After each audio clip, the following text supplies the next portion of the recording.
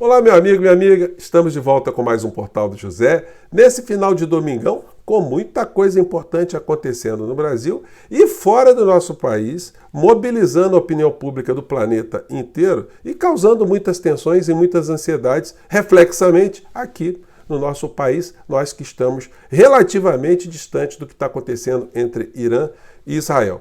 Muitos analistas já estão debruçados sobre essa temática e a maior parte deles, está enxergando que tudo, por enquanto, não está passando de um jogo de xadrez na geopolítica, onde tanto Israel quanto o Irã estão mais prestando contas às suas sociedades do que realmente pensando num conflito aberto, um conflito que poderia levar aí sim a proporções incalculáveis, Bom, nós vamos falar sobre esses assuntos ao longo da semana. Por enquanto eu vou tocar nesse assunto só na nossa abertura, porque temos assuntos aqui que eu quero chamar a sua atenção também, porque o Brasil pode estar vivendo uma grande epidemia, uma epidemia de insanidade psiquiátrica, que precisa de enfrentamento. E não pode ter, por exemplo, por parte do governo central aqui no nosso país, governo federal, uma omissão, um esquecimento, um abrandamento em relação às coisas que acontecem todos os dias aqui no Brasil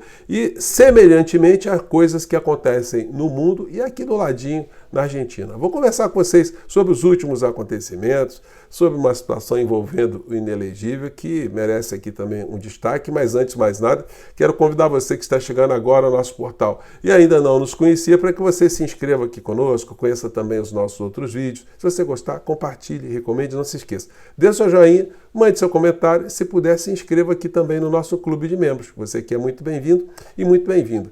Gente, eu vou mostrar para vocês aqui aliás, eu vou só colocar o áudio, de um vídeo que o Inelegível colocou no canal dele hoje e que contém ali algumas falas, que vão merecer aqui uma consideração especial de todos nós, e que se somam a uma coisa absolutamente patética e ridícula, que eu já comentei muito rapidamente com vocês no nosso primeiro encontro de hoje, que está aqui nesse editorial da Folha de São Paulo. Gente, é de uma miopia tão grande que a gente fica pensando o seguinte: será que o olavismo, o bolsonarismo também capturou mentes e corações na Folha de São Paulo? E aí isso iria justificar essa percepção que nós estamos vivendo uma epidemia, porque a epidemia é uma doença que vai contaminando cada vez mais pessoas, Porque, gente, é um negócio inacreditável a Folha ter escrito aqui: censura promovida por Moraes tem que acabar. O ministro está provocando censura, assim do jeito que eles estão insinuando, impedir alguém de se expressar nas redes sociais viola a Constituição. Puna-se o que de criminoso for dito, após o devido processo legal. É uma visão romântica, extremamente romântica, como se a gente estivesse no terceiro milênio, lá na frente, no terceiro milênio, assim, enfim, com uma evolução da espécie humana de uma forma assim inimaginável, Porque a realidade não é essa que eles estão dizendo aqui. O ministro Alexandre de Moraes, ele tem o dever, enquanto julgador, todas as vezes que uma demanda chega até a mesa dele, de dar uma decisão. Ora, segundo a Folha de São Paulo, se tiver alguém, então, divulgando remédios que provoquem a morte, por exemplo, das pessoas, isso deve ser permitido. Uma decisão judicial que faça cessar aquele tipo de comportamento seria uma censura.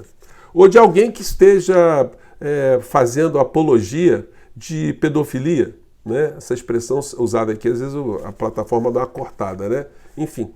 Mas isso seria também uma forma correta de tratar o assunto, deixar a pessoa fazendo esse tipo de proselitismo, ou ensinando como atirar em colegas dentro de uma escola, ensinando manuaizinhos, ensinando formas, ensinando estratégias, também interromper esse tipo de situação é uma censura prévia.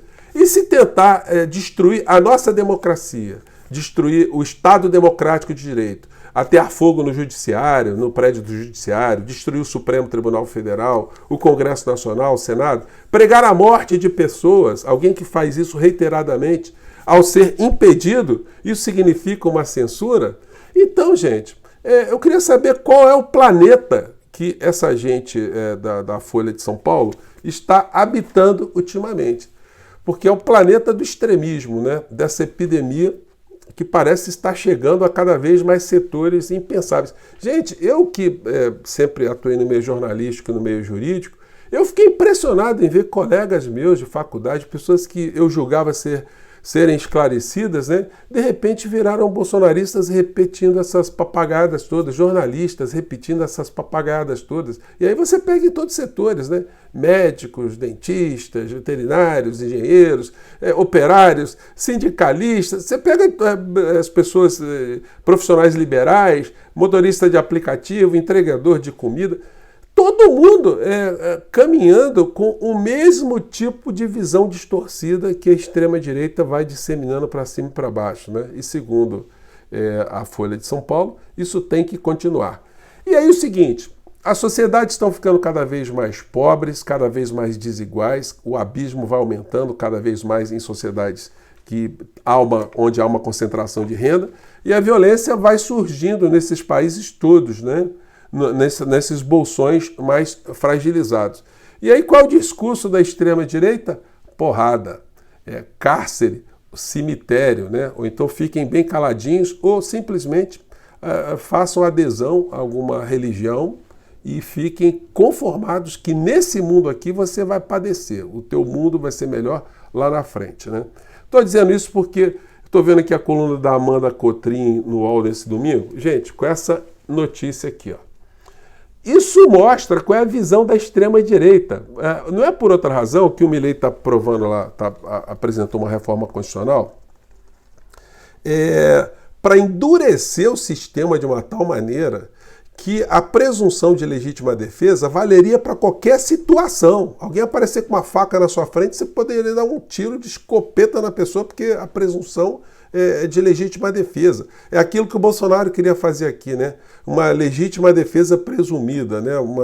Uma irresponsabilidade, né? do agente público que estiver matando uma pessoa. Gente, é um negócio absurdo, eu cheguei a comentar aqui com vocês, né? A reforma penal que o Milei está propondo na Argentina, já prevendo que o bolsão de miséria vai gerar muita violência, inclusive entre os argentinos da mesma classe social. A pessoa fica no desespero, na carência total, o volume de assaltos, de pequenos delitos, de furtos, aumenta. Isso aí é aritmético, né? A notícia aqui que eu exibi para vocês tem o seguinte título: Milei quer mudar a idade de punição de adolescentes de 16 anos para 12 ou 14 anos. Então, olha onde é que está indo o pensamento dessas pessoas. Então, o pensamento está indo, vejam só, que a solução, caso haja um aumento de violência, é encarcerar seres humanos a partir dos 12 anos de idade na Argentina. E a extrema-direita vai jogando esse discurso como se fosse a coisa mais natural do mundo, e isso vai entrando na cabeça de algumas pessoas, né?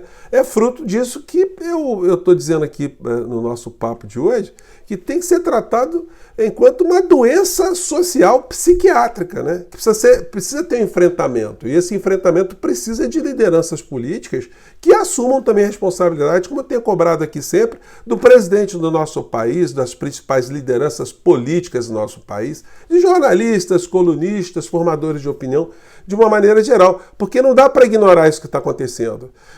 E quando a gente batalha muito, né, todos os dias aqui, para que a figura do inelegível vá para a cadeia, isso tem um propósito também, que é o de neutralizar, pelo menos em parte, o principal foco irradiador dessa doença que atinge a tantas pessoas, né?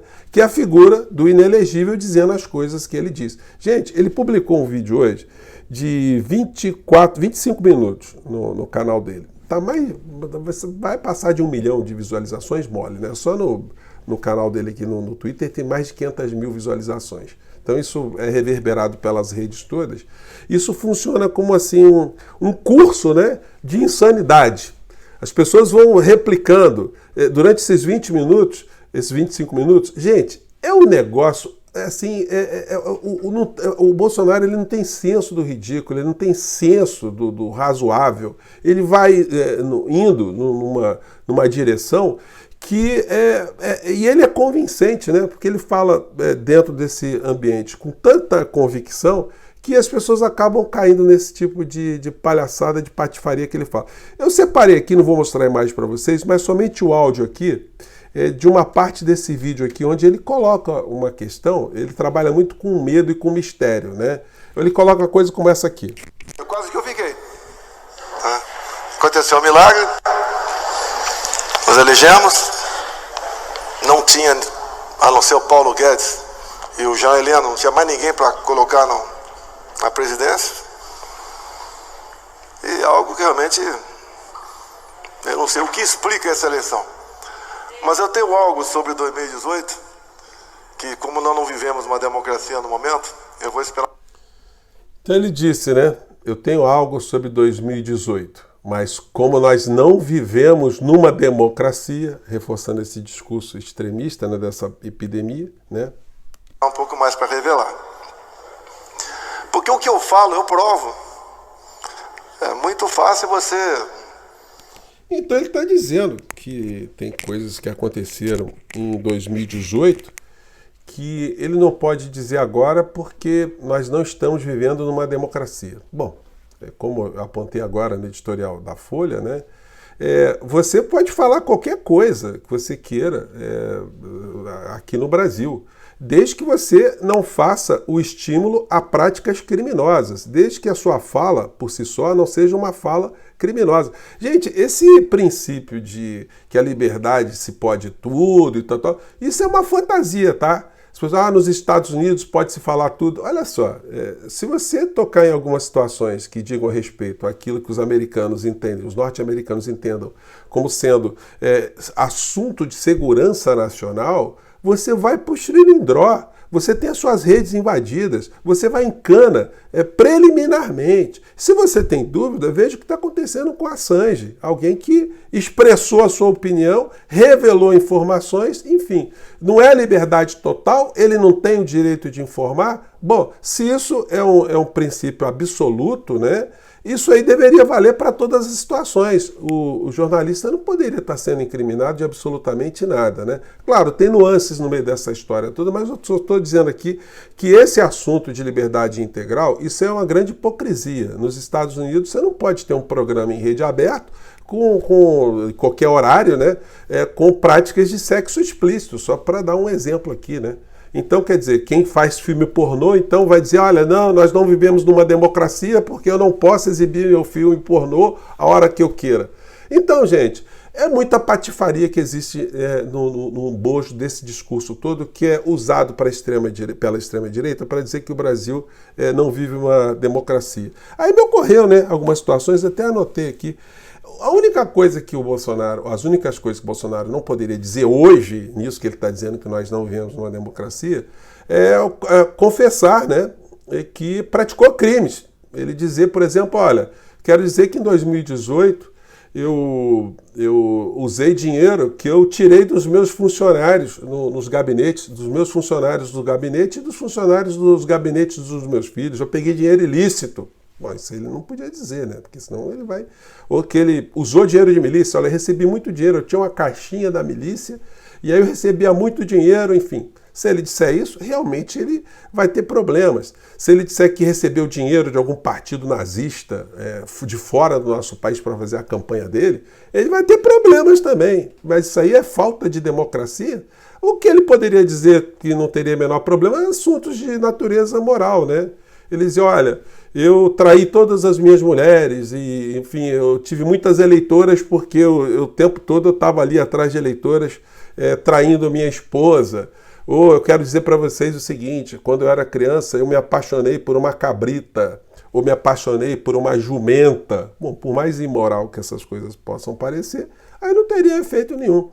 Então ele poderia dizer qualquer coisa. Agora, ele fica trabalhando com esse tipo de comportamento, dizendo que o Brasil está vivendo essa situação que a Folha de São Paulo está entrando aqui, para justificar, né, qualquer tentativa de fuga, que é o que está no radar o tempo todo. Mostrei para vocês que a Argentina ofereceu para ele a possibilidade de refúgio, se a coisa ficar complicada para cá, né?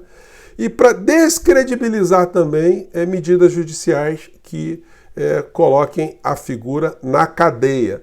Mas nada disso dará certo. Mesmo essas alianças surreais que pega aqui no Brasil o Malafaia e Elon Musk, os dois juntos com Bolsonaro e mais uma horda de criaturas, esse troço não vai impedir do Bolsonaro ir para a cadeia. Ele vai para a cadeia. E quando ele for para a cadeia, nós vamos ter a diminuição desse foco, né, infeccioso dessa pandemia que acomete tantas pessoas aqui no nosso país que a gente não reconhece mais, né? Mas isso vai depender também de envolvimentos maiores. O governo federal, a comunicação do governo federal, as áreas estratégicas e mais politizadas desse governo Lula tem que entrar nesse combate também. Não dá para fugir desse tipo de situação que acontece todo dia, porque escapar ou simplesmente fingir que não está acontecendo a pandemia não cura pandemia alguma, né? Bom, eu fico por aqui. Mande seu comentário, tá bom? Um grande abraço, gente. Até o nosso próximo encontro. Tchau!